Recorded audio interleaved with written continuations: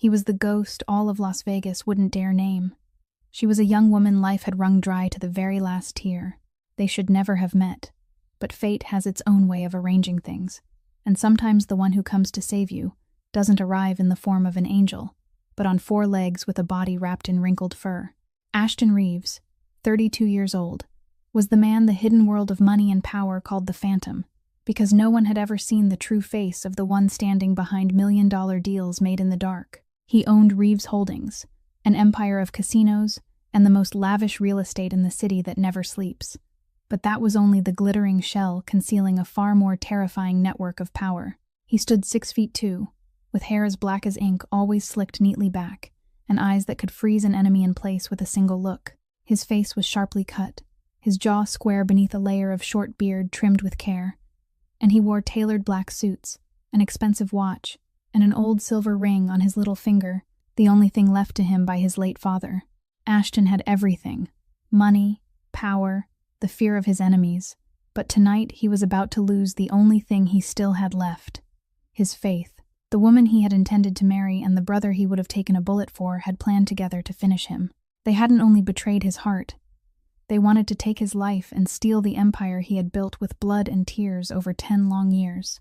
When Ashton discovered the truth, he didn't shout and he didn't destroy anything. He only stood there, his eyes turning to ice, while something inside him died forever. But this isn't a story about collapse. This is the story of how a 150-pound Neapolitan Mastiff, blind in one eye and covered in scars from abandonment and abuse, led into his life a girl carrying wounds as deep as its own. And from that fateful night on, they both learned that sometimes the ones the world has cast aside find each other in the most miraculous way. If you believe love can heal the deepest wounds, please give this video a like to support us. Share this story with those who need to hear a message of hope. And don't forget to subscribe to the channel so you won't miss the next moving story. The black Maybach came to a stop in front of the luxury tower in Summerlin, just as the clock struck 9 o'clock that evening. Ashton stepped out of the car, his right hand drifting unconsciously to the inside pocket of his suit jacket, where a red velvet box rested in silence, as if it too were waiting for the moment that would change his life. Inside was a perfectly cut 5-carat diamond, not because he wanted to flaunt his wealth, but because he wanted Monica to understand that he was serious, that he was ready to leave the shadows behind and walk into the light with her. Tonight he would ask her to marry him, and tonight he would announce that he was stepping away from all underground dealings so he could build an ordinary family. He had planned everything in his mind: the scented candles, the roses, the soft strain of jazz, and the question he had been rehearsing for the past week. He took out his phone and called Monica, and her voice came through as sweet as ever. She said she was in a meeting with a business partner and wouldn't be home until around 11, telling him not to wait. Ashton smiled, because she had no idea he was standing right below the building, and that he was about to give her the greatest surprise of her life. The elevator carried him up to the penthouse floor in silence.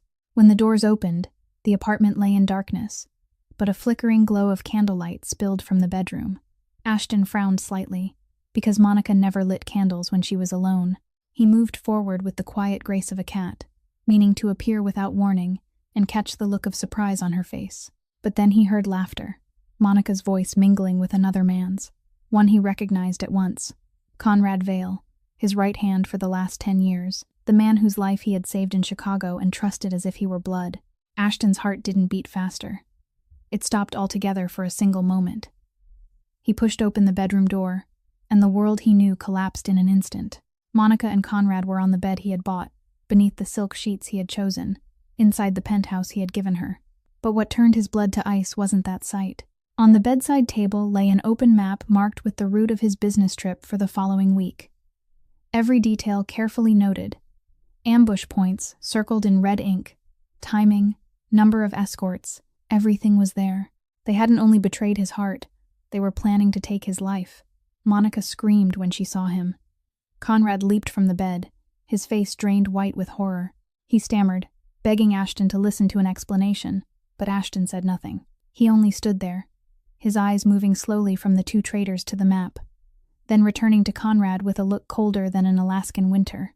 He reminded Conrad that they had been together since the days when they had nothing, that he had taken a knife for him in Chicago, that he had given him a chance to live when the entire underworld wanted him dead.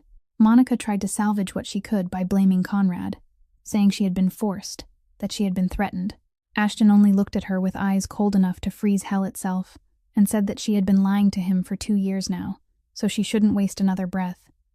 He pulled the ring box from his pocket. The diamond caught the candlelight and glittered as if mocking his innocence. In a voice as light as passing wind, he said that he had intended to give her his whole life. Then he let the box fall onto the marble floor, and the sound of it striking stone rang through the silence like the opening shot of a gun. He gave them 24 hours to disappear from Las Vegas, and warned them that if he saw their faces again after that deadline, they shouldn't blame him for showing no mercy. He turned and walked away without looking back, even as Monica cried out his name in desperation. Inside the elevator, Ashton leaned against the cold steel wall. The hands that had held steering wheels and signed million-dollar contracts without a tremor were shaking now, faintly but undeniably, not from fear, but because something inside him had just died. Something he wasn't sure would ever live again: his faith in people. A week had passed since that fateful night, and the penthouse atop Reeves Tower had sunk into an atmosphere as heavy as the stillness before a storm. Ashton woke at 5 o'clock every morning, or rather, he had never truly slept at all, only lain there staring at the ceiling in the dark until the first light of dawn slipped through the curtains. Then he would rise, put on his suit, adjust his tie, and walk into his office like a machine that had been programmed to keep moving, 18 hours a day, that had become Ashton Reeves's new schedule. Board meeting at 7 o'clock, contract review until 11, partner meetings at midday, inspections of business properties in the afternoon, underground matters handled at night. He signed every document with flawless handwriting, gave orders to his subordinates in a voice that never wavered, and made decisions worth millions of dollars without needing more than 3 seconds of thought. Everything was perfect, except for his eyes, which had gone hollow, like 2 bottomless pits. Knox stood in the corner of the room, watching his employer with a worry he couldn't hide. This loyal bodyguard had followed Ashton for 8 years. He had seen him face enemies, had seen him betrayed, had seen him come within inches of death in a violent settling of scores. But never, not once, had Knox seen Ashton like this.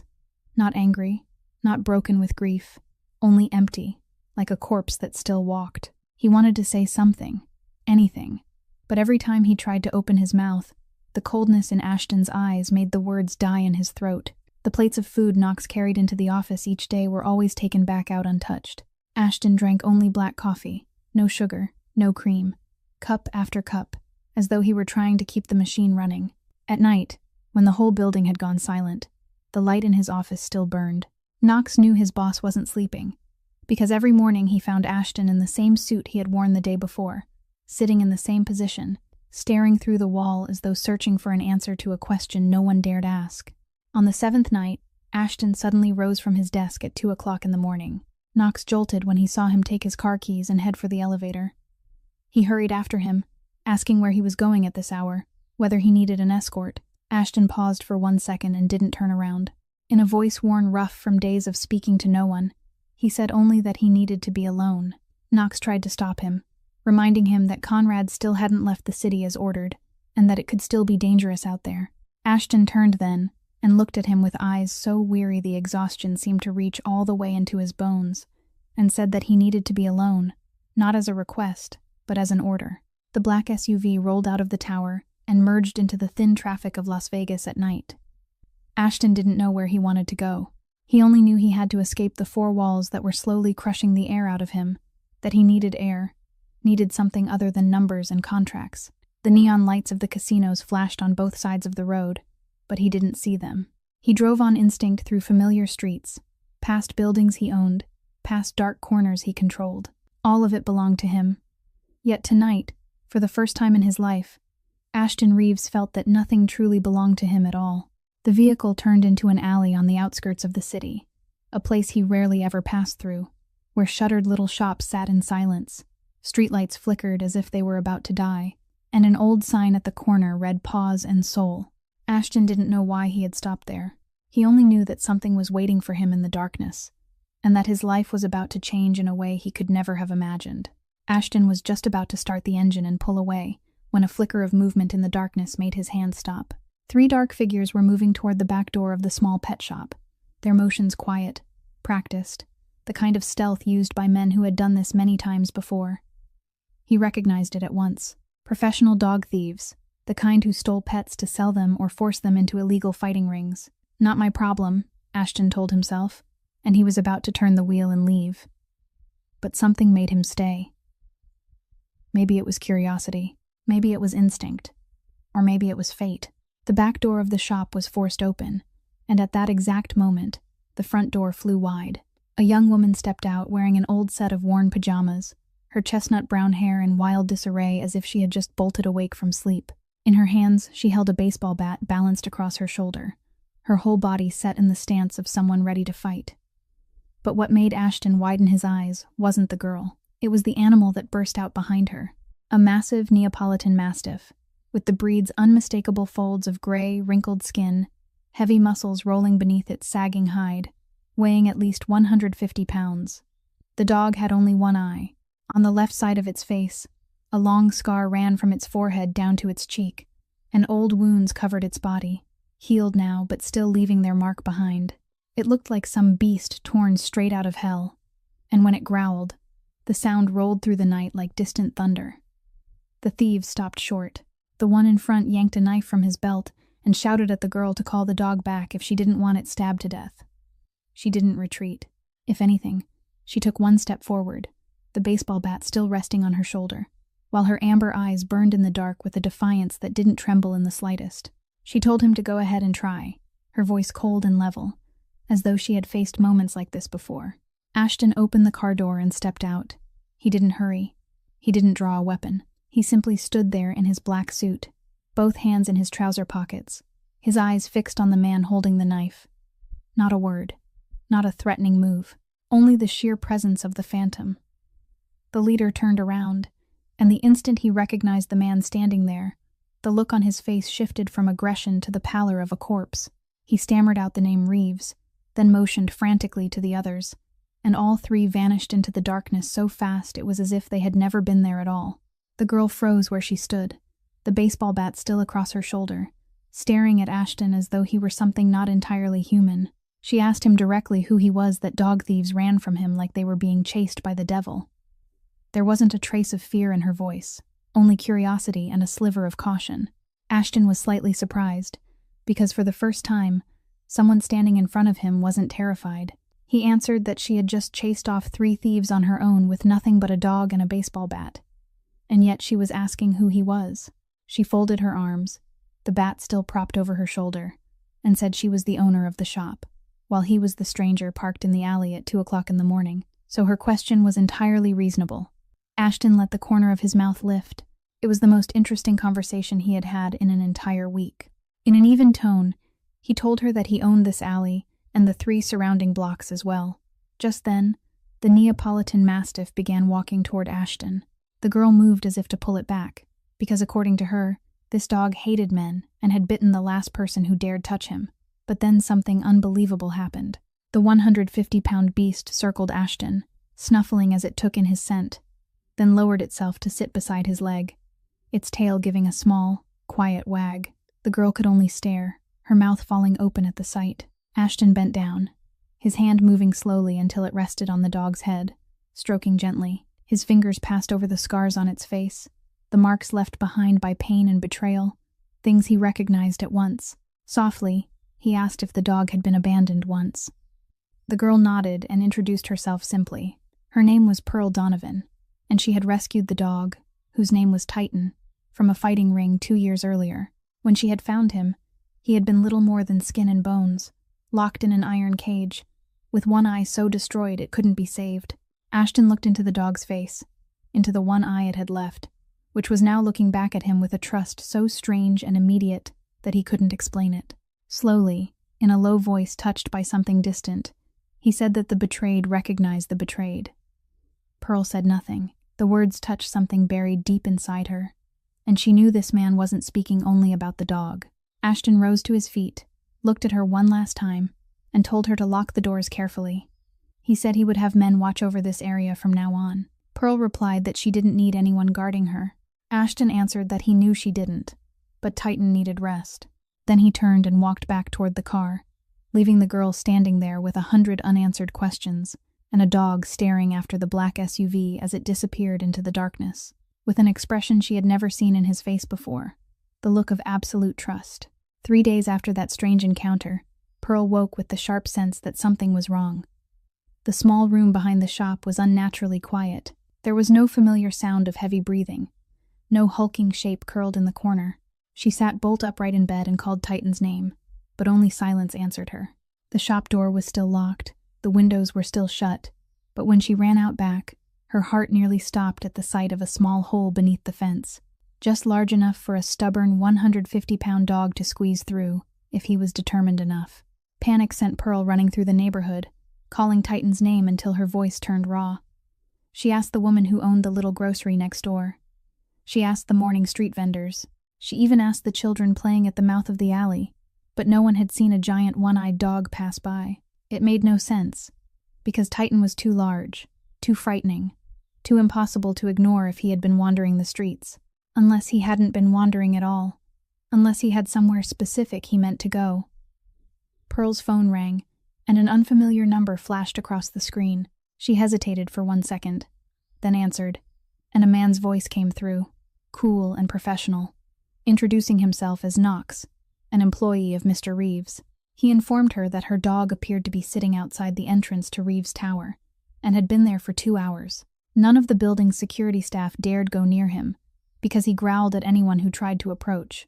But strangely enough, he wouldn't leave. He simply sat there staring at the glass doors as if he were waiting for someone to appear. Pearl hurried into a taxi bound for Reeves' tower, her heart pounding with anxiety tangled together with confusion. She couldn't understand why Titan had come here, or how he had known the way to this building when he had never been there before. When the cab pulled up in front of the 50-story tower rising over the heart of Las Vegas, she saw at once the sight that made her want to laugh and cry at the same time. Titan sat in solemn majesty before the glass entrance, 150 pounds of muscle and wrinkled skin, his single eye fixed on the interior like a statue standing guard. The security team kept their distance, no closer than 30 feet away, and no one dared step near him. And just as Pearl was about to run to him, the glass doors opened.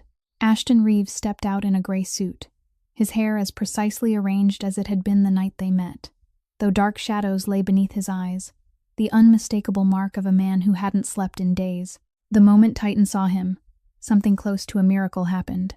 The 150-pound beast sprang to his feet, tail wagging wildly, then rushed at Ashton and threw himself against him with a joy Pearl had never seen him show to anyone, not even her.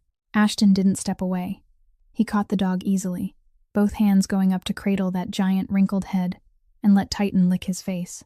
The sight of the coldest mafia boss in Las Vegas being overwhelmed by affection from a 150-pound dog left the entire security team frozen where they stood.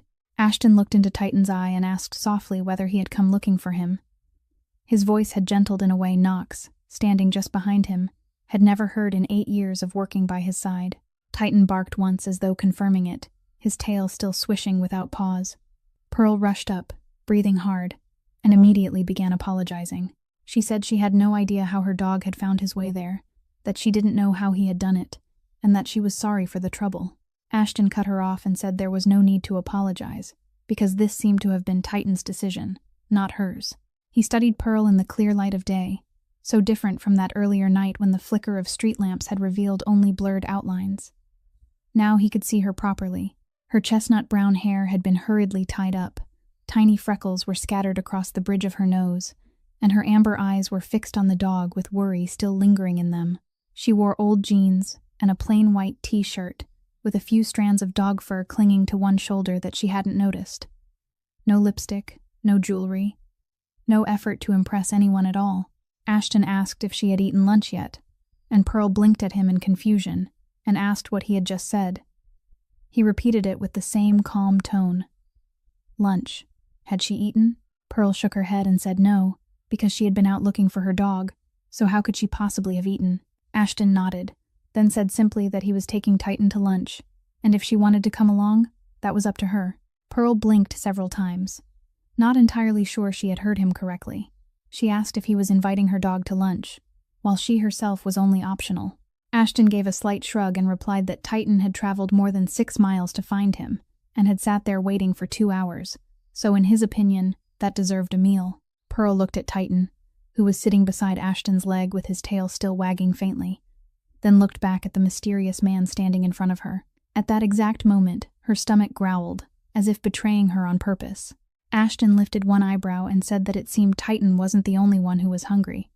Pearl let out a defeated sigh and said fine, but she was paying for her own meal. Ashton answered that she was welcome to try, then turned and walked back into the building, with Titan trotting close beside him, as if the two of them had known each other all their lives. Pearl stood there for 1 second, watching those two strange figures move away together, then shook her head and followed after them. She didn't know what she was walking into, but there was one thing she knew for certain. Titan had never been wrong in judging people, and if this scarred, one-eyed dog trusted Ashton Reeves, then maybe she ought to give him a chance too. The elevator stopped on the 45th floor, and when the doors opened, Pearl had to make a real effort to keep her jaw from dropping to the floor. This wasn't a restaurant. It was an entirely different world. The white marble floors reflected the glow of crystal chandeliers. Works of art hung along the walls that she guessed were each worth as much as her whole shop.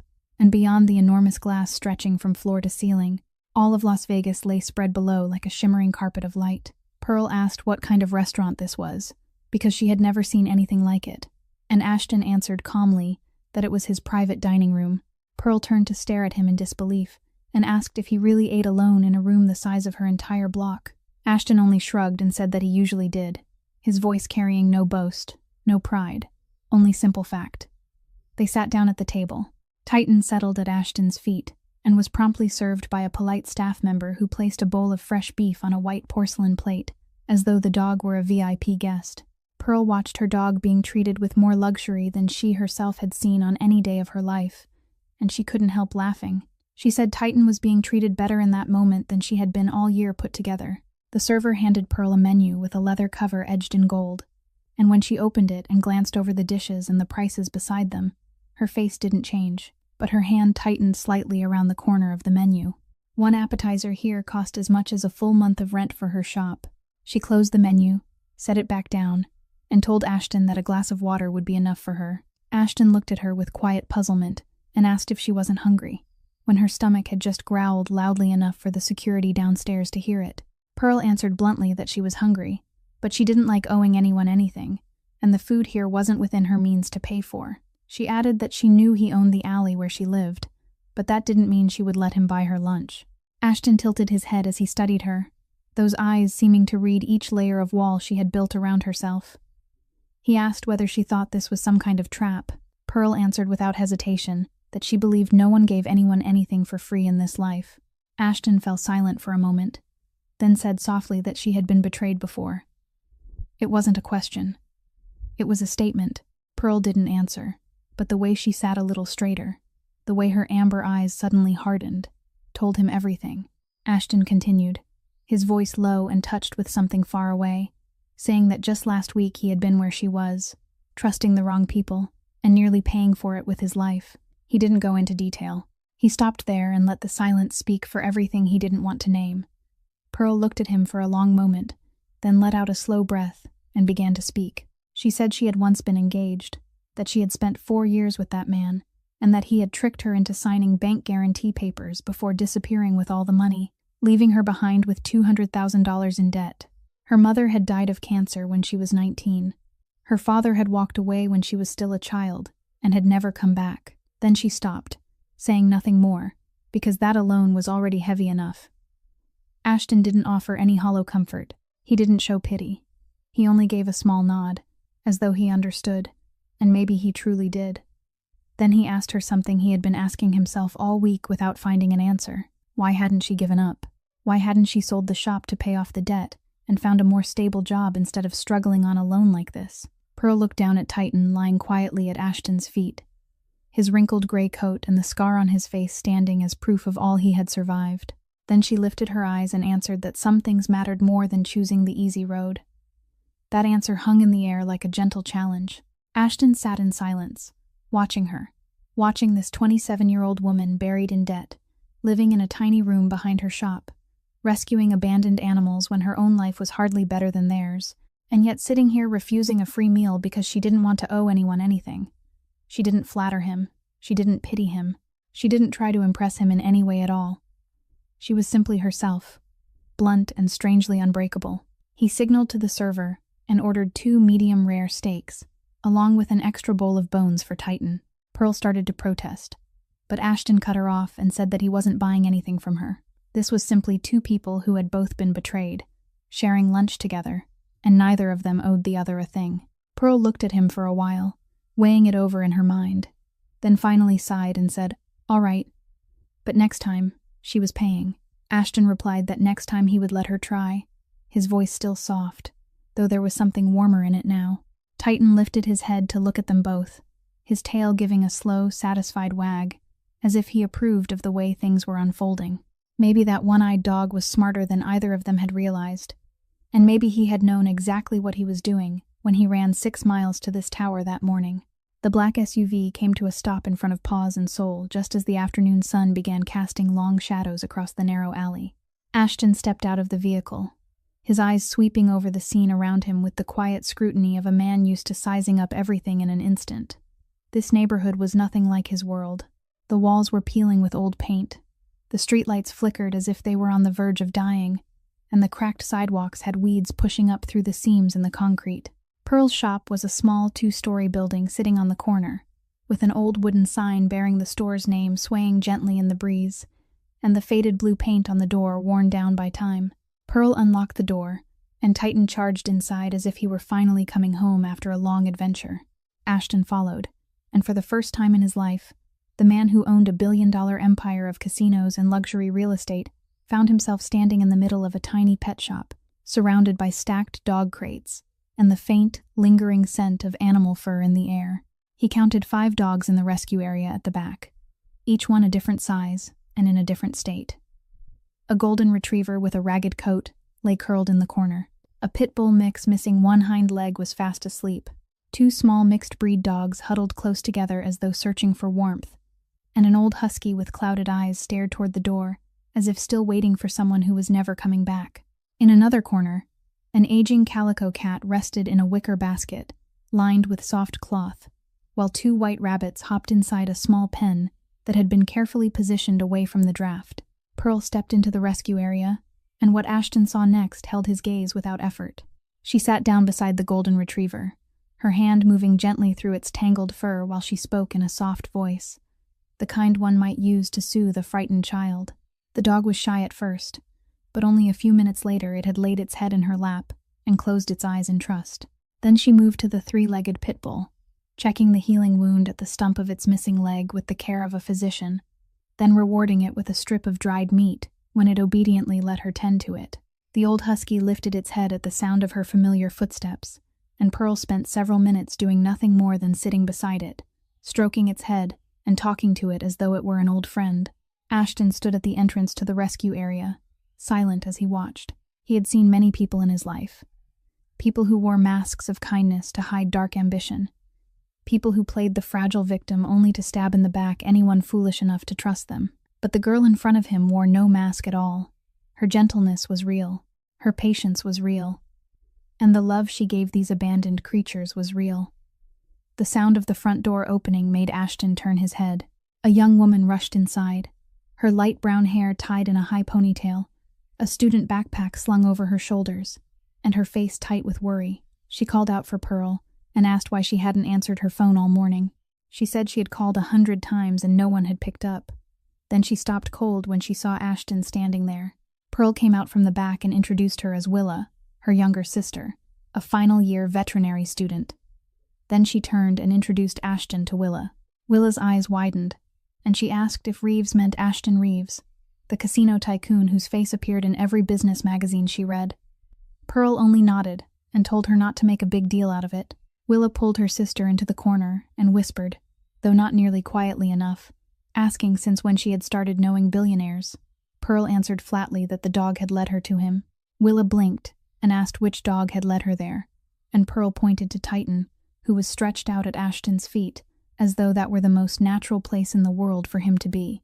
Ashton looked around the little shop, then through the half-open door in the back, and saw the tiny room beyond it, a narrow bed, a small kitchenette, and a pile of neatly folded clothes set on a chair, 15 square meters for her whole life. He turned back to the rescue area with the animals she was caring for, looked at Willa in her simple student clothes, and understood that Pearl was carrying more on her shoulders than anyone could have guessed. He told Pearl that he could help her with the shop, renovate it a little, expand the rescue area, and lower the rent, since he owned the whole block anyway. Pearl looked at him for a moment, then shook her head and refused. She said thank you, but she could manage on her own, and she didn't want to owe anyone anything. Ashton asked whether that was pride or stubbornness. Pearl answered without hesitation that it was principle, and that she had already lost too much by trusting in other people's help, so she had no intention of making the same mistake again. Ashton was silent for a moment, then nodded and said he respected that. He walked to the door, paused for a second, and told Pearl that he would come back, not to help her, but because Titan seemed to like him, and he ought to visit him from time to time. Pearl folded her arms and asked whether he was coming to visit the dog or to visit her. Ashton answered, just before stepping into the SUV, that she could draw her own conclusions. Then the door shut, and the vehicle pulled away. Willa ran over to her sister, her eyes shining, and began firing off questions about what on earth had just happened. Pearl stood there watching the black SUV disappear at the end of the alley, and she didn't know how to answer her sister, because the truth was, she wasn't sure she understood what was happening either. Monica Shaw didn't leave Las Vegas as Ashton had ordered. Instead, she rented a room in a mid-range hotel on the outskirts, and used what remained of her jewelry money to hire people to track every step of the man who had once intended to marry her. She needed to know what Ashton was doing, whom he was meeting, and most importantly, whether he had any new weakness that could be exploited. 2 weeks passed, and every report sent back to her was dull. Ashton worked, attended meetings, and saw no one outside of business, until the 15th day, when one of Monica's men sent back a photograph that made her grind her teeth so hard she nearly cracked her jaw. In the picture, Ashton was standing in front of a shabby little pet shop in the suburbs, beside a brown-haired girl in old jeans and a plain white t-shirt. But what drove Monica mad wasn't the setting. It was Ashton's face. He was smiling. Not the polished, social smile she had seen over the past 2 years, but a real smile, with the corners of his eyes narrowing and his whole face lighting up. Monica had never seen Ashton smile like that at her, not once in all the time they had been together. She zoomed in on the image and studied the girl more carefully. Freckles across her nose, no makeup, hair tied up in a messy knot, a few dog hairs still clinging to her shoulder. This was her rival? Monica let out a cold little laugh, but it disappeared almost at once when she looked again at Ashton's face in the photograph. He was looking at that girl with an expression Monica herself had never received. The following afternoon, a luxury car stopped in front of Paws in Seoul. Monica stepped out wearing a tight red dress, her blonde hair smoothed into perfection, lips painted the color of blood, and a pair of Louboutin heels clicking sharply across the cracked sidewalk. She entered the shop as though she were stepping into a convenience store, her gaze drifting over the dog crates and the rescue area with open disdain. Pearl was bathing the golden retriever when the bell above the door rang. She looked up and saw a woman who didn't belong in this place in any possible way, standing in the middle of the shop, her expensive perfume overwhelming even the scent of pet shampoo. Pearl dried her hands on a towel and asked what she could do for her. Monica smiled, the kind of cold smile a snake wears before it strikes, and asked whether she was Pearl. Pearl answered briefly that it depended on who was asking. Monica lifted her chin and introduced herself as Monica Shaw, Ashton Reeves's fiancée. Pearl didn't even blink. She replied evenly that as far as she knew, that title had been revoked 2 weeks ago. Monica faltered for the slightest moment, caught off guard by the complete lack of fear in the girl standing before her. She stepped closer and said the girl should listen to advice from someone with experience. Ashton Reeves wasn't the kind of man meant for ordinary girls like her. He was only amusing himself, and once he grew bored, he would throw her away like trash. Pearl lowered the towel, looked Monica straight in the eye without the slightest hesitation, and answered that she knew who had really been thrown away like trash. The woman who had planned to kill her own lover. Monica's face changed instantly. Even her flawless makeup couldn't hide the sudden pallor washing across her cheeks. Pearl continued, her tone as calm as though she were commenting on the weather, saying that she had heard there had been an ambush map, travel routes, exact timing, all very professional for a murder plot. Monica opened her mouth as if to say something, but at that exact moment, a growl sounded from behind Pearl. Titan stepped out from the rescue area, 150 pounds of muscle and wrinkled skin, his one remaining eye fixed on Monica, with open hostility. His growl rolled low like thunder, and his fangs gleamed beneath the lights. Monica stepped back on instinct, her Louboutin heels wobbling on the old tile floor. Pearl didn't call the dog back. She only stood there with her arms folded across her chest and said that her dog was very good at judging people, and apparently he didn't like what he smelled. Monica looked from the dog to Pearl, then turned and hurried out the door, the click of her heels coming fast and sharp across the sidewalk before the car door slammed shut. Her vehicle sped away, leaving Pearl standing there with Titan beside her, his tail wagging in satisfaction. That night, inside the shabby hotel room, Monica held her phone with hands shaking from fury. She dialed a number and waited. Conrad's voice came through on the other end, wary as he asked why she was calling, since Ashton had people searching the whole city for him. Monica told him to shut up and listen because she had a new plan. Conrad asked what plan, because Ashton already knew everything, and the ambush map and all the rest were useless now. Monica gave a soft laugh, her voice cold as ice as she said that she had found Ashton Reeves's new weakness. Conrad went silent for a moment, then asked what weakness. Monica answered that it was a pet shop owner named Pearl Donovan. Conrad laughed and asked whether Ashton was in love with her. Monica ground her teeth and said that he smiled at her, and he had never smiled at Monica like that in 2 years. Silence stretched on the other end of the line. Then Conrad asked what she intended to do. Monica looked out the window, where the lights of Las Vegas flickered in the night, and her face twisted into a terrifying smile as she said that they would take the thing he cared about most, and this time, they wouldn't make a mistake. 1 week after the confrontation with Monica, Ashton called Pearl and invited her to dinner at the penthouse. Pearl hesitated all afternoon, pacing back and forth through the shop so many times that Willa finally had to tell her to just go already before she wore a hole straight through the floor. Titan sat in the corner of the shop, watching her with an expression that seemed to say that human beings really were far too complicated. At last, Pearl let out a sigh and gave in. She put on the only simple navy blue dress she owned and took a taxi to Reeves Tower just as the Las Vegas sky was beginning to glow red with sunset. Ashton greeted her at the penthouse door, not in one of his usual polished suits, but in a black shirt with the sleeves rolled up, looking more relaxed and far less intimidating. Dinner had been set on a small table out on the balcony, with the whole city shimmering below them, candles glowing softly, and fresh flowers laid out across the table. Pearl looked around and asked whether he had hired someone to decorate or had done it himself. Ashton answered calmly that he had a private chef, but he had set the table himself because he hadn't wanted anyone else in the penthouse while she was there. Pearl was quietly surprised by that answer, but she didn't ask anything more. They ate in an atmosphere gentler than any they had shared before. The tension was gone, the guardedness gone, the careful probing questions gone. Pearl talked about Willa preparing for her final exams, about the golden retriever beginning to eat normally again, about the old cat spending the whole afternoon stretched in the sunlight, instead of curled up in its basket the way it usually did. Ashton listened, sometimes asking a question or two, and his eyes were no longer empty the way they had been in the weeks before. There was something warmer in them now, whenever he looked at her while she spoke. After dinner, they sat out on the balcony with glasses of wine, looking out over the city. The night breeze moved softly around them, carrying the scent of the desert mixed with the distant trace of traffic and smoke.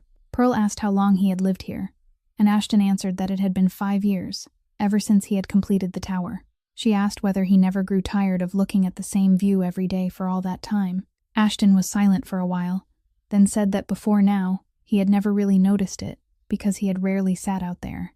Work had taken all his time, and when he came home, all he wanted was to close the curtains and forget everything outside. Pearl asked, what about now? Ashton looked at her and answered that now the view was better. Pearl was about to say something, but just then, a bright flash of lightning tore across the sky, and thunder exploded so loudly it sounded like a bomb going off. She flinched hard, nearly dropping the wineglass in her hand. Ashton caught it quickly and asked if she was all right, but Pearl didn't answer. Her amber eyes were wide as she stared at the sky, where dark clouds had rolled in thick and black. Another flash split the air, thunder roared again, and Pearl drew into herself as though trying to make herself smaller. Ashton understood at once. Gently, he asked whether she was afraid of thunder. Pearl nodded, embarrassed, and said it had been that way since she was a child. Her mother used to hold her whenever storms came, but after her mother died, she had been forced to face them alone, and she had never gotten used to it. She started to rise, saying maybe she should go. But at that exact moment, the rain came down like a waterfall, fierce and pounding, while the wind slammed against the glass hard enough to make the curtains whip through the air. Ashton pulled her inside, shut the doors, and said in a calm voice that she wasn't going anywhere in weather like this. The thunder kept rolling outside, each crash making Pearl draw tighter into herself. She sat on the sofa, clutching a cushion, trying to steady her breathing, but she couldn't stop the trembling in her shoulders. Ashton sat down beside her. He didn't speak. He didn't do anything. He was simply there. Then one especially violent crack of thunder shook the whole penthouse, and Pearl lost what little control she had left. She leaned into Ashton, her forehead resting against his shoulder, her hand gripping the front of his shirt as though she were clinging to the only thing that could keep her safe. Ashton sat still for 1 second, his body going rigid at the unexpected contact. Then, slowly, he raised one hand, rested it lightly against her back, and drew her closer. He didn't speak. He didn't ask anything. He only held her in his arms, letting her feel his warmth and the steady rhythm of his heartbeat. Pearl closed her eyes, and the faint scent of sandalwood from his shirt eased some of the fear still twisting inside her chest. They stayed like that through the long night. The thunder slowly softened, the rain fading from a wild downpour into a gentle hush, but neither of them moved. Little by little, Pearl relaxed in Ashton's arms. Her breathing evened out, and her shoulders stopped shaking. At some point, without even realizing it, she fell asleep, her head still resting on his shoulder, her hand still holding the front of his shirt. Ashton didn't sleep. He sat there watching her in the fading flashes of distant lightning, watching the peace on her face as she slept, watching those work-roughened hands gripping his shirt as though she were afraid he might disappear. He didn't know what this was. He didn't dare give a name to the feeling rising in his chest. He only knew that for the first time in a very long while, he wanted to protect someone, wanted someone near him, wanted not to be alone anymore in this silent, empty penthouse. The next morning, when Pearl woke, she found herself lying on the sofa beneath a soft blanket, while Ashton sat in the chair across from her, dark shadows beneath his eyes, looking at her with an expression she couldn't quite decipher. She asked whether he had stayed awake all night. He answered simply that he was used to being awake. She was silent for a moment, then thanked him. He asked what she was thanking him for. She answered, "For being here last night." Ashton didn't reply. He only gave a slight nod, but in that moment, both of them knew that something had changed between them, something they still didn't dare name, but couldn't deny was there. The 2 weeks that followed the night of the storm became the strangest stretch of time either of them had ever known. Ashton came to Paws and Soul almost every day, sometimes bringing food, sometimes simply sitting in the corner of the shop working on his laptop while Pearl cared for the animals. Knox stood outside by the car watching his employer sweep the floor of a pet shop and found himself wondering whether he was dreaming. As for Willa, every time she saw Ashton appear, she narrowed her eyes at her sister with a wicked little smile that made Pearl want to throw a broom at her head. Titan, for his part, seemed to accept Ashton as part of his territory, lying at his feet whenever he came, and following him all the way to the door whenever he left. Pearl was changing too. She slept better and laughed more. She had even given up one of her side jobs because Ashton had quietly adjusted the lease on the shop, lowering the rent to an amount that was almost symbolic. She discovered it and protested fiercely, but he only shrugged and said it was a business decision because he didn't want to lose a good tenant. Pearl knew it was an excuse, but she didn't have the strength to argue with a man who owned the entire block. On the 14th night, Pearl was closing up the shop when her phone rang. It was Knox, she answered, and the loyal bodyguard's voice came through more strained than she had ever heard it before. He told her she had to come to Reeves Tower right now because his boss needed her. Pearl asked what had happened, but Knox only repeated that she needed to come at once, and he would explain later. Pearl ran outside, caught a taxi, and for the entire ride to Reeves Tower, her heart pounded wildly in her chest. When she stepped out of the elevator onto the penthouse floor, the sight before her stopped her cold. Ashton was sitting on the sofa, his white shirt stained red across the left shoulder, his face gone several shades paler, but his eyes were still as cold and composed as if nothing had happened at all. Knox stood beside him with a first aid kit in his hands, clearly having no idea what to do with it. Pearl rushed to Ashton, pushed Knox aside, and immediately began opening the buttons of his shirt to examine the wound. She asked what this was, and who had done it. Ashton answered briefly that Conrad had come in through the service elevator and still hadn't given up trying to finish him. Pearl didn't ask anything more. Her hands moved quickly as she opened the first aid kit and got to work. She cleaned the wound with saline, checked how deep the cut was, and determined that luckily, the knife hadn't touched any major artery. Ashton watched her as she worked. Those small hands, roughened by labor, moving with a steadiness and skill that seemed almost professional, as if she had done this 1,000 times before. He asked where she had learned to do it so well. Pearl didn't look up. She kept disinfecting the wound and answered that when you cared for injured rescue animals, you had to learn how to handle every kind of injury, from bites to knife wounds to broken bones. She added that animals didn't have health insurance, so she had to do everything herself. She bandaged the wound carefully, wrapping it tight enough to stop the bleeding but not so tight that it would cut off circulation. When she was done, she sat back on her heels and looked at Ashton with amber eyes full of worry. She told him the wound wasn't too deep, but he still ought to go to the hospital and have it examined more thoroughly. Ashton shook his head and said there was no need, because he was used to things like this and it would heal on its own. Pearl looked at him for a long moment, then said softly that he didn't have to be strong all the time like this. Ashton answered at once, and there was something deeply tired in his voice when he said that if he wasn't strong, he would die, because in his world, weakness was a death sentence. Pearl took his hand, her small one wrapping around his rough, scarred hand, and said slowly but firmly that he wasn't alone anymore. Ashton looked down at her hand holding his, then lifted his eyes to her face. For the first time, something other than coldness showed in his gray eyes. Maybe it was surprise, maybe it was confusion, or maybe it was a small, fragile thread of hope he didn't dare admit was there. He said nothing. He only turned his hand over and laced his fingers through hers, holding on gently, as if he were clinging to something precious and afraid it might slip away. Knox quietly withdrew into the background, leaving the two of them alone in the vast penthouse, their hands still tightly joined, and both of them knowing that some wall had just collapsed between them, a wall both Ashton and Pearl had built out of old wounds, but no longer needed anymore. They sat beside the glass wall overlooking Las Vegas, glittering in the night, their hands still laced together as though both of them feared that if they let go, this moment would disappear. Ashton's shoulder had been neatly bandaged, and the blood on his shirt had dried into a deep brown stain. But he didn't change his clothes. He only sat there in silence with Pearl beside him.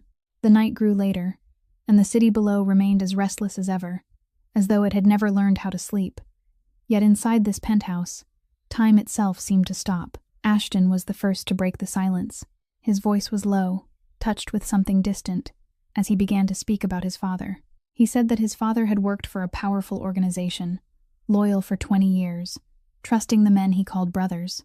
Then one day, those very brothers betrayed him, fed information to a rival, and his father was killed right in front of him when he was only 18 years old. He stopped for a moment, his gaze fixed far beyond the glass, as if he were looking back into a past he could never forget. Pearl tightened her hold on his hand, but she said nothing. She knew that what he needed in this moment wasn't empty comfort, only someone willing to listen. Ashton continued, his voice steady, as though he were telling someone else's story. He said that after his father died, he had nothing left. No money, no family, only hatred and the resolve never to be weak the way his father had been. He built this empire out of darkness, doing things ordinary people would never dare do, or even dare imagine. He turned to Pearl and told her plainly that he wasn't a good man. He had done many things she wouldn't be able to accept if she knew the details. Pearl looked at him with amber eyes that didn't waver in the slightest, and answered that she knew who he was. She knew he was Ashton Reeves. She knew people called him the Phantom. She knew he controlled what happened in the shadows of this city. She paused for a beat, then said that she was still here, not because she didn't know, but because she saw something else in him, something he perhaps didn't let anyone else see. Ashton fell silent for a long while, his fingers absently turning the silver ring on his little finger, the keepsake from his father. Then he spoke again, his voice lower now, carrying a fragility he had never shown anyone before, and said that he was afraid of losing her. He went on to say that he didn't know when it had happened, but she had become something important to him, and that frightened him more than any enemy he had ever faced, because when he cared about someone, that person became his weakness, and his enemies would never miss the chance to strike at a weakness like that. Pearl turned to face him, both hands rising to hold his face and make him look directly into her eyes. She said each word clearly, that she didn't need him to protect her. She had protected herself for years, and she would keep doing that. What she needed wasn't protection. What she needed was for him to be here, for him not to disappear, for him to give her the chance to stand beside him. Ashton looked into the amber eyes, holding his gaze so firmly, and for the first time in his life, he felt that someone truly saw him. Not the phantom, not the terrifying kingpin, but simply Ashton, a man who had lost too much and was afraid of losing again. He didn't say anything more. He only pulled her into his arms and held her tightly, as though he were clinging to the one thing still keeping him anchored to this world. Pearl rested her head against his chest, listening to the steady beat of his heart and feeling his body slowly relax in her embrace. They didn't kiss. They didn't exchange sentimental declarations of love. They simply held each other in the stillness of the late night and let the presence of the other speak for what words couldn't express. At last, Ashton whispered into her hair, his voice rough and low, asking what they would do next. Pearl answered gently that they would try. She didn't know what the future would be, and she couldn't promise forever, but she wanted to try and see where this would lead them. Ashton tightened his arms around her and nodded. For the first time in a very long while, he allowed himself to hope for something beyond the darkness he had lived with for so many years. 9 o'clock that night, Pearl locked up paws and soul after a long day of work. Willa had gone home earlier to study for her exams. Knox had offered to post guards nearby, but Pearl had refused because she had Titan, and she didn't want to trouble anyone. The 150-pound dog lay in the corner of the shop, his one remaining eye tracking her every movement like a loyal bodyguard. She turned off the lights in the rescue area, checked the animal's enclosures one last time, then picked up her keys and started toward the back door that led into her tiny room. Titan suddenly sprang to his feet, ears sharply raised, a low growl rumbling deep in his throat. Pearl stopped at once, the survival instinct honed by years of living alone telling her that something was wrong. She reached for the baseball bat she always kept behind the counter, but before her fingers could touch it, the back door burst open. 3 dark figures rushed into the shop with the speed and coordination of professionals who had done this before. Titan hurled himself at them like a gray storm, teeth flashing, his growl reverberating through the air hard enough to shake it. But they had come prepared. A steel net flew out and wrapped around the giant dog. Titan thrashed wildly, jaws snapping at the metal strands. But the net was too thick, too strong, and the more he fought, the tighter it drew around him. Pearl didn't stand there waiting. She grabbed the baseball bat and swung hard at the nearest man, striking his shoulder and knocking him back a step. But the other 2 were already moving in on her, one cutting off her path in front, the other attacking from behind. She twisted and dodged the first punch, then kicked the second man in the leg hard enough to send him crashing down. But the first one managed to lock her arms from behind and clamp a rag soaked with something harsh and chemical over her mouth. Pearl bit his hand, and he jerked it away with a curse. But she didn't have time to cry out for help, because the other man had already jammed the cloth into her mouth. She kicked, clawed, and fought like mad. But it was 3 against 1, and they were trained. She didn't stand a chance. They yanked her hands behind her back and cinched them tight with plastic restraints until her wrists burned. The sharp click of heels sounded from the front entrance, and Monica Shaw walked into the shop as though she were stepping onto a fashion runway. Black dress, red lips, blonde hair smoothed into perfection, and eyes as cold as ice fixed on Pearl with open triumph. She walked closer, looked Pearl up and down, then laughed and said that this was the girl who had made Ashton Reeves lose his mind, and she looked pathetic. Pearl stared straight into Monica's eyes without a trace of fear. Even with the gag stuffed in her mouth, she tried to force out a sound of defiance. Monica frowned, then signaled for one of the men to pull the gag out. Pearl spat onto the floor and said in a voice as calm as it was cold that she didn't know who looked more pathetic, the woman tied up in front of her, or the one who had to kidnap her rival because she had no other way to win a man back. The slap cracked through the room. Pearl's cheek burned, the corner of her mouth split, and blood began to seep out.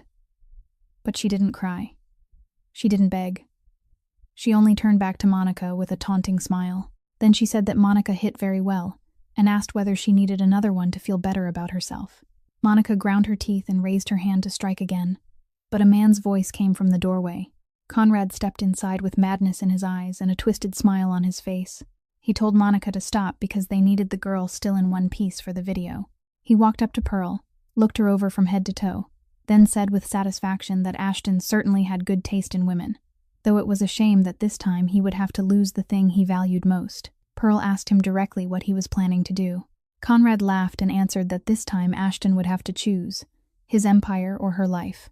And Conrad was betting he would choose wrong, because when it came to feelings, Ashton had always been weak. They dragged Pearl out of the shop. She fought them all the way, but 3 grown men overwhelmed her completely. The last thing she saw before the door slammed shut was Titan, her loyal dog, furiously biting and tearing at the steel net, blood already beginning to run from his mouth where his teeth had scraped against the metal. Yet he didn't stop, didn't give up. His one remaining eye found Pearl, and in it she read a promise, that he would find her, that he wouldn't leave her alone. The car door slammed shut, and Pearl was shoved into the back seat. Monica sat across from her with a serpent smile, and Conrad held up a phone to record the video. He forced Pearl to look into the camera, then said in a theatrical voice, "Hello, Ashton. I've got a gift for you. If you want her alive, come alone to warehouse number 7 in the East Industrial District within 2 hours. Bring anyone with you or call the police, and she dies." 30 minutes later, Ashton's phone vibrated. He opened the message and saw the video of Pearl tied up, cheek bruised, lips split, yet her amber eyes were still fixed straight on the camera with not a trace of fear. Ashton went still for 1 second. Then the wine glass in his hand slipped from his fingers and shattered against the floor into 100 pieces. Just like his heart in that moment. Knox rushed in and asked what had happened, but Ashton didn't answer. His eyes had burst into a fire Knox had never seen before. The fire of a man ready to burn down the whole world to save the woman he loved. Inside the silent emptiness of pause and soul, Titan never stopped tearing at the steel net that bound him. Each time his teeth ground against the metal, more blood seeped from his gums and lips. But the dog didn't stop.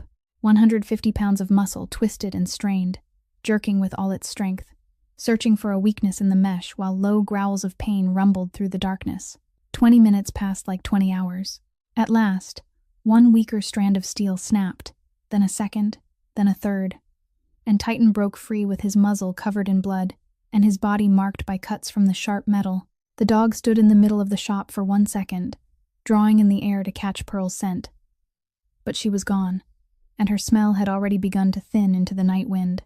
Titan knew that with his own abilities, he couldn't find her. He stood still, his one remaining eye sweeping over the wrecked little shop, and in the mind of the animal, it seemed that a decision had been made. He didn't run wildly the way ordinary dogs do when panic takes them. Instead, he burst through the door and ran in one direction only, the same direction he had followed once before when he found his own way to Reeves Tower. 150 pounds of muscle cut through the Las Vegas night, across crowded streets and through dark alleys, ignoring the sound of horns and the startled cries of people who caught sight of a blood-covered beast racing past them. Titan didn't stop. He didn't slow down. He only ran with every last bit of strength left in a body already worn down from battling the steel net. He knew Pearl needed help, and he knew who could help her. At the gates of Reeves Tower, the night security team was changing shifts when a massive dark shape came charging toward them. By reflex, they reached for their weapons. But when they realized it was the dog belonging to the special guest their boss had been seeing so often, they froze. But Titan wasn't like himself tonight. The dog was covered in blood, his muzzle torn open, his one remaining eye wild as a predator's, and he barked frantically at the tower, the sound ringing through the night like a cry for help. Knox was inside the lobby when he heard the commotion. He ran out and stopped dead at the sight of Titan, the dog he had become familiar with over the past several weeks, now standing at the gate looking as though he had just escaped from hell itself. Blood dripped from the dog's muzzle onto the pavement. His body shook from exhaustion, but he didn't stop barking, didn't stop staring at the glass doors as though waiting for someone to come. Knox pulled out his phone and called Ashton at once, his voice tight as he said his boss needed to come down immediately, because something was wrong with Miss Pearl's dog. Ashton had been preparing to go to the warehouse address from the video, but the moment he heard Knox mention Titan, he knew at once that something was wrong beyond what he already knew. 30 seconds later, Ashton appeared in the lobby and rushed outside. The instant he saw Titan, it felt as though a hand had closed around his heart.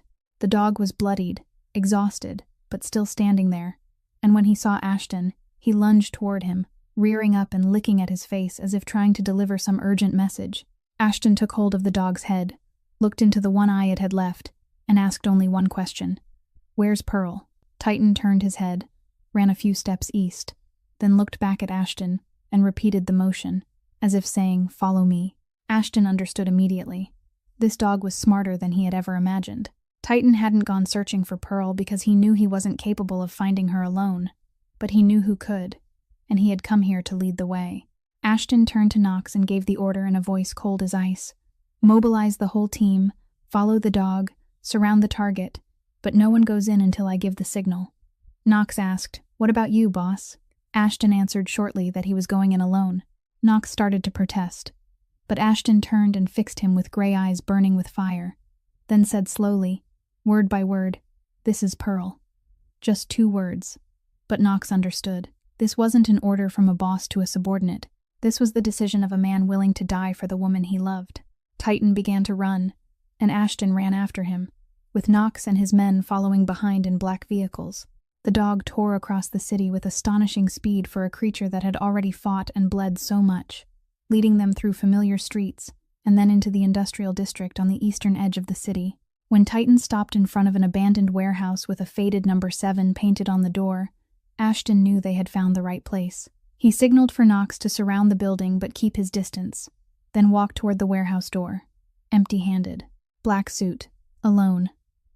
Titan made as if to follow, but Ashton turned back to him and said softly that he should stay here, that he had already done enough, and that he would handle the rest.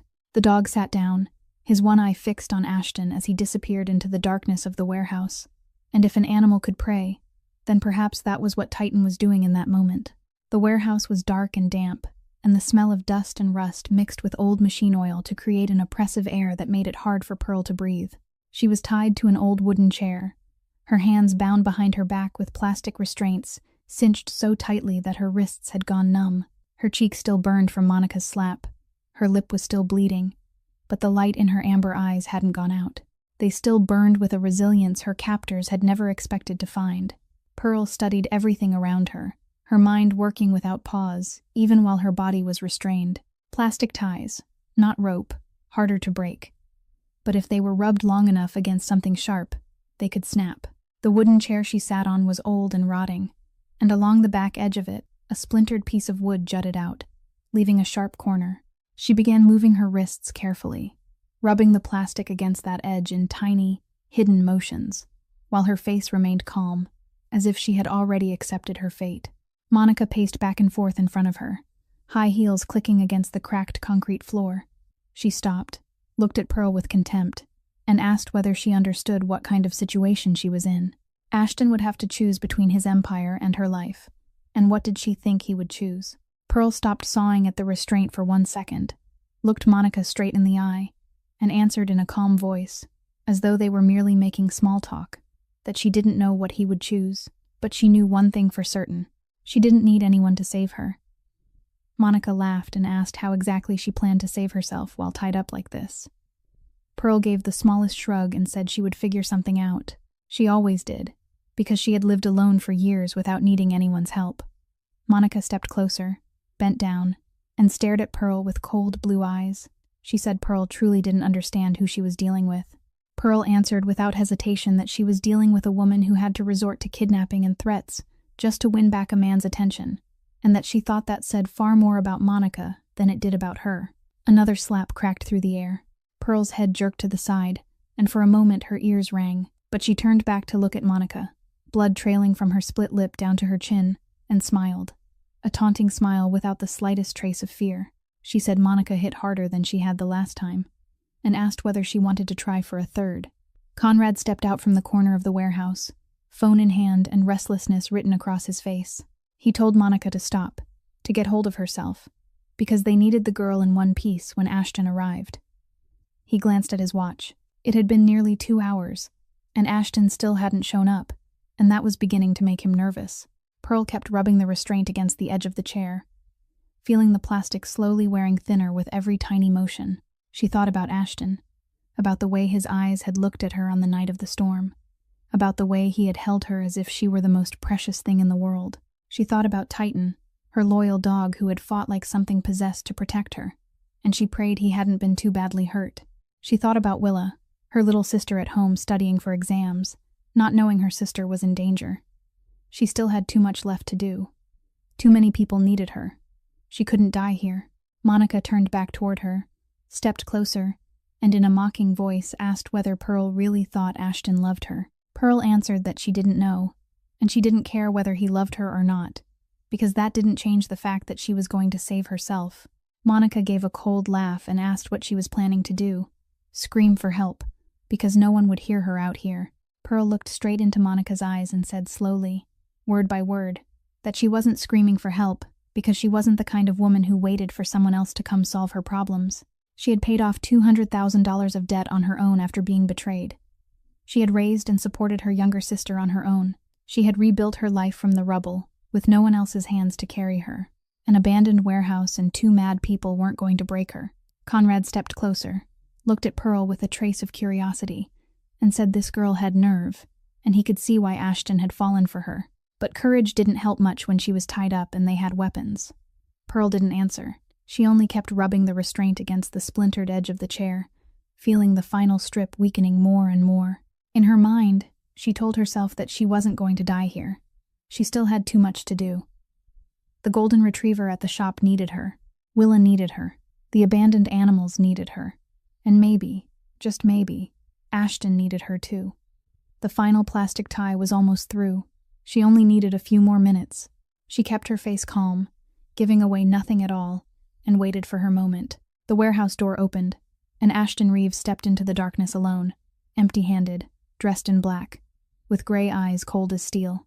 He carried no weapon, brought no escort, only the presence of the phantom, and that alone was enough to make the air inside the warehouse turn thick and heavy, like the stillness before a storm.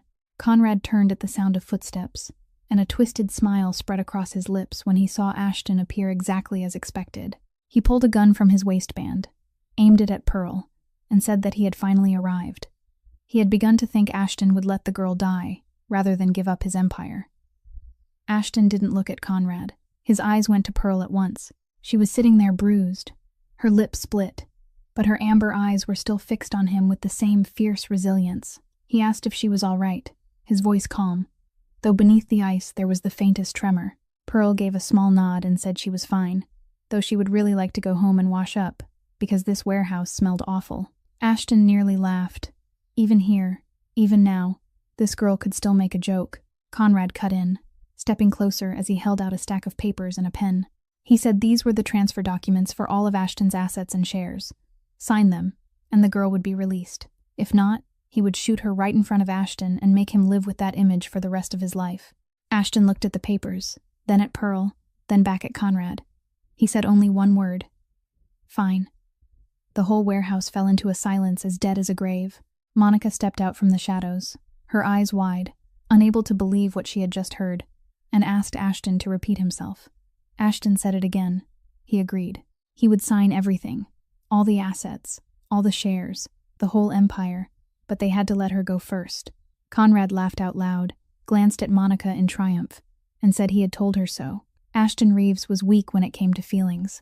He threw the documents and the pen toward Ashton and ordered him to sign. Pearl stared at Ashton, eyes wide, unable to believe what she had just heard.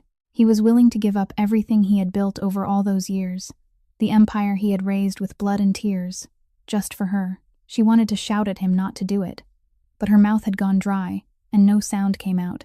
Ashton bent to pick up the papers, opened to the first page, and lowered the pen to sign. But in that exact instant, Pearl yanked her wrists one final time, and the last plastic restraint snapped apart. She didn't hesitate for even a second. She lunged out of the chair and slammed straight into Monica, who was standing nearest. Chaos exploded. Monica crashed to the floor with Pearl on top of her, and the two of them fought wildly. Conrad swung the gun toward them, but before he could pull the trigger, Ashton moved like a black storm. He knocked the weapon from Conrad's hand, spun, and drove his fist straight into the man's face with all the force of a man protecting the woman he loved. Conrad staggered backward, but Ashton didn't stop. He kept coming, each blow carrying the fury he had been swallowing for so long. The back door of the warehouse burst open, and Titan charged in like a monster unleashed. 150 pounds of muscle, his muzzle still stained with blood from the battle against the steel net. Monica had just managed to shove Pearl away and was trying to run when the dog planted himself directly in front of the exit. His growl rolled out like thunder, and his single eye fixed on her with pure hostility. Monica froze where she stood, not daring to move even an inch as the beast advanced on her. Her voice came out in a stammering plea, begging someone to call him off. Pearl got to her feet, brushed the dust from her clothes, and said calmly that Titan was very gentle. He just didn't like people who tried to kill his owner. Knox and his men stormed in through the other entrances, restraining Conrad's 3 henchmen who had already been taken down and surrounding Monica. Conrad lay on the floor, his face swollen and bruised from Ashton's punches, no longer able to resist. Ashton stood in the middle of the warehouse, breathing hard, his hands still clenched into fists. Then he turned and looked at Pearl, standing beside Titan, bruised and battered, but still upright, still unbroken. She asked him whether he had truly meant to sign, and whether he had lost his mind to be willing to give up everything. Ashton stepped closer, placed both hands on her shoulders, and looked straight into her eyes. He said he wasn't crazy. He had simply understood that an empire could be built again, but she could never be replaced. Pearl felt her eyes sting, but she didn't cry. She only stepped forward and wrapped her arms around him, resting her head against his chest and listening to the wild pounding of his heart. Softly, she told him that next time, if she got kidnapped, he should let her handle it herself, because she had almost escaped before he even arrived. Ashton laughed then, the first real laugh of that long, terrible night, and pulled her closer. He said that next time he would remember that, but he would still come anyway, whether she needed him or not.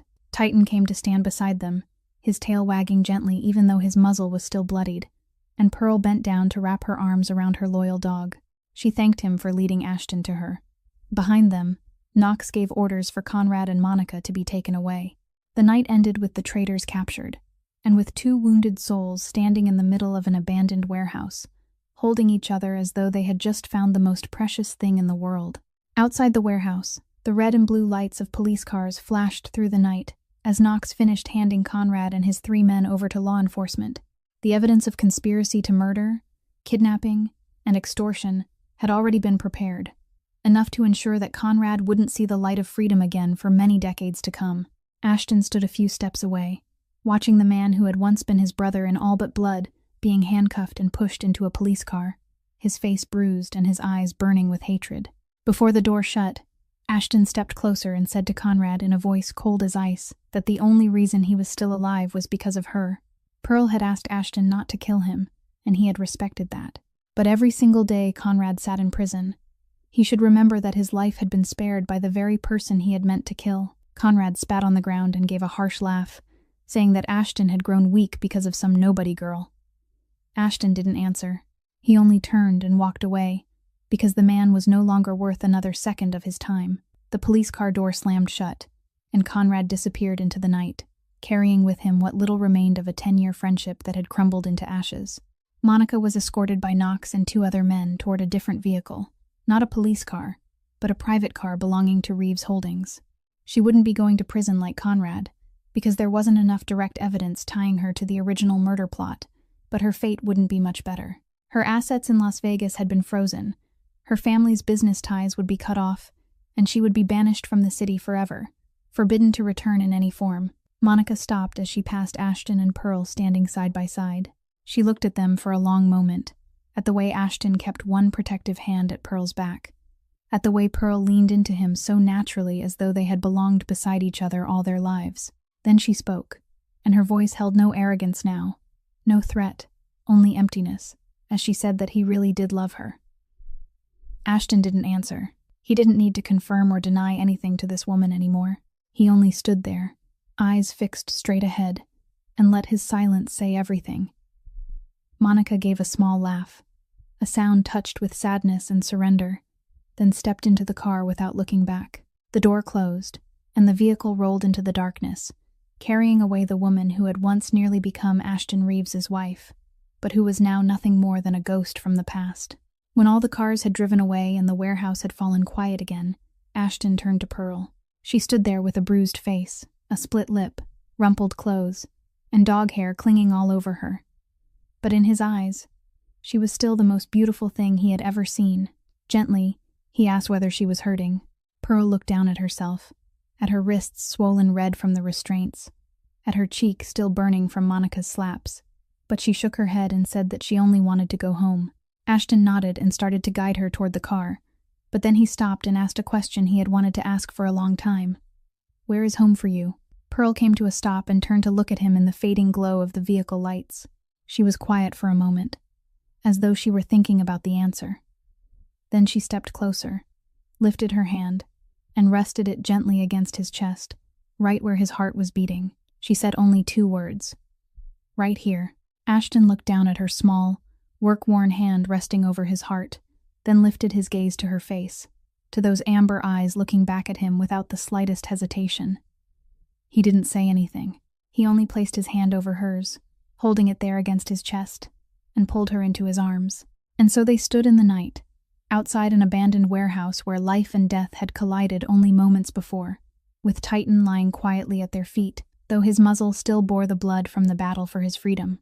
The past had closed behind them at last. The traitors had met the ending they deserved, and 2 people who had been wounded down to the bone had finally found a place to call home, in each other's arms. 6 months had passed since the night at the warehouse, and Pearl's life had changed in ways she never could have imagined. Paws and Soul still stood on the corner of that little alley, the old wooden sign still swaying in the wind, but inside, the shop had been renovated, with a larger rescue area and more modern equipment. Pearl had refused to let Ashton buy her a new shop in a more fashionable part of town, because this was where she had begun. This was where she had built everything with her own 2 hands, and she wanted to keep it as a reminder of the road she had traveled. The $200,000 of debt had been paid off, not because Ashton had handed her the money, but because he had become an official investor in the shop, with a legal and transparent contract. Pearl still grumbled that he was investing in a business that lost money, but Ashton only shrugged and replied that he was investing in her, and that it was the most profitable investment of his life. Willa had graduated from veterinary school with excellent marks, and was now working alongside her sister at the shop. The girl who had once worried about whether there would be enough money for tuition had become a licensed veterinarian, confidently treating the animals her sister had once been forced to learn to care for on her own. Every time Ashton saw the 2 sisters working together in the shop, he felt certain that he had made the right decision. Because this wasn't only an investment in a business, it was an investment in a family he wanted to become part of. Titan now lived in 2 places, half the time at the shop with Pearl and Willa, and the other half at the penthouse with Ashton. The 150-pound dog even had his own bodyguard now, by Knox's order, because in his opinion, anything important to his boss needed protection, and this dog was clearly more important than a dozen $1 million deals put together. Pearl had laughed until tears ran down her face when she found out Titan had his own bodyguard, and she swore that the whole world had officially gone insane. One late autumn evening, Ashton came to the shop to pick Pearl up after closing. He was wearing his usual black suit, but there was something different in his eyes that made Pearl suspicious. He said he wanted to take her somewhere, and when she asked where, he only gave her a mysterious smile and said she would know when they got there. They went up to the rooftop of Reeves Tower, the highest point of the 50-story building, with all of Las Vegas stretched below them like a glittering carpet of light. The cool night wind moved around them, carrying the scent of the desert and the warmth of the city that never slept. Pearl stood there looking around, breathing in the clean air, and wondering why Ashton had brought her there.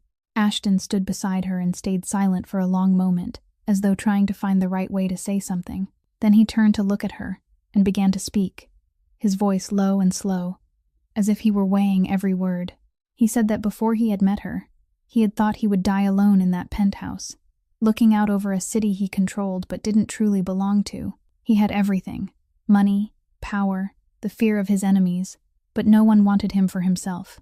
They only wanted what he had, and they were ready to betray him the moment the chance appeared. Pearl listened in silence, her heart tightening at his confession. Ashton went on, saying that then a scarred, one-eyed dog had led her to him, a girl holding a baseball bat and chasing off dog thieves at 2 o'clock in the morning, a girl who hadn't feared him at all, even knowing exactly who he was. She had seen him, not the phantom, not the terrifying kingpin, but simply Ashton, a lonely man searching for something real in a life built on lies. He lowered himself onto one knee in front of Pearl, pulled out a red velvet box, and opened it. Inside was a diamond ring, glimmering beneath the lights of the city. Pearl stood frozen, both hands covering her mouth, her eyes wide with disbelief at what was happening. Ashton looked up at her and said that she was the dawn after the longest darkness of his life, the thing he hadn't known he was searching for until he found her, and that he never wanted to lose her, not ever. Then he asked whether she would marry him. Pearl looked down at the man kneeling before her, the kingpin all of Las Vegas feared, now looking up at her with eyes full of hope and worry, like a boy afraid of being turned away. Through her tears, she let out a trembling laugh and said that he did realize she still owed her business partner. Didn't he? Ashton answered that he was that partner. Pearl went on and said that he did realize Titan was going to take over their bed. Didn't he? Ashton answered that he would buy a bigger bed. Pearl added that she was never going to become some elegant high society lady. Ashton replied that he didn't need a lady. He needed her, only her. Pearl knelt down in front of him, took his face in both her hands, and said that in that case, yes, she would marry him, be his partner, and stay beside him until the day he got tired of her and sent her away. Ashton shook his head and said that would never happen. Then he slid the ring onto her finger and kissed her, a kiss soft and full of promise beneath the Las Vegas night sky. Somewhere below them, Titan was asleep in the car with Knox standing guard, and if a dog could smile, then perhaps he was smiling in his sleep because he knew that the two people he loved most had finally found happiness in each other. 1 year after the wedding, the penthouse atop Reeves Tower was no longer the cold, empty place it had once been. Pearl's laughter drifted through the hallways every morning. The sound of Titan's paws clicking across the marble floor as he chased after a ball had become part of the rhythm of the home, and Willa, arguing with Knox over who made better coffee, had turned into one of the familiar sounds of daily life. The penthouse that had once been the lonely fortress of a feared kingpin had become a true home, filled with noise, warm laughter, and family meals Ashton had never imagined he would one day have. That afternoon, Ashton stood by the glass wall, looking out over Las Vegas, glowing beneath the sunset. And in his arms he held a tiny new life, only a few months old. Their daughter had her father's smooth black hair and her mother's clear amber eyes, a perfect blend of two people who had once believed they were destined to be alone forever. She lay quietly in her father's arms, her tiny fingers wrapped tightly around one of his as if she had no intention of ever letting go. Pearl came to stand beside her husband, rested her head against his shoulder, and together they looked down at their sleeping daughter. Ashton turned to her and said that he kept thinking about it, that if Titan hadn't run into her shop that night, if he hadn't stopped his car in that alley, then what would his life look like now? Pearl smiled and answered that if it hadn't been that night, it would have been another. And if it hadn't been Titan, then something else would have led the way, because she believed that people who were meant to find each other would always find each other in one way or another. Titan lay at their feet, the 150-pound dog with wrinkled gray skin and a single eye, now much older than he had been 2 years earlier, but still as loyal as he had been from the very beginning. He lifted his head to look at his little family, gave a slow wag of his tail, then let his head drop back down and return to his peaceful sleep. Ashton looked at the dog, then at his wife and daughter, and said softly that perhaps in this life he owed that dog a debt he could never truly repay. Pearl laughed and said she did too, because if it hadn't been for Titan, she would have still been alone in that 15-square-meter room behind the shop, paying off debt and fighting her way through life without ever knowing that happiness was waiting for her somewhere out there. They stood together in the light of the sunset, a family made from the broken pieces of the past, from healed wounds and hearts that had once believed they were no longer capable of loving again. Their little daughter stirred in her sleep.